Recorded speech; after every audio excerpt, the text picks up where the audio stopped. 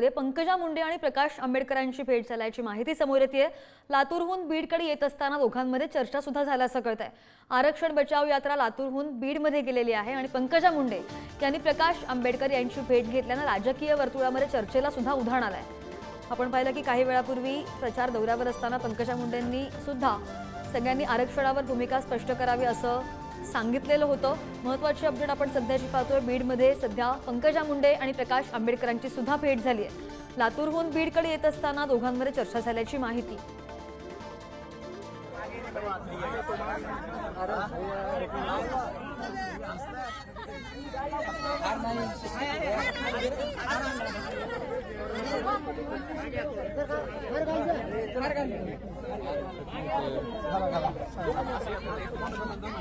आम्हाला थोडं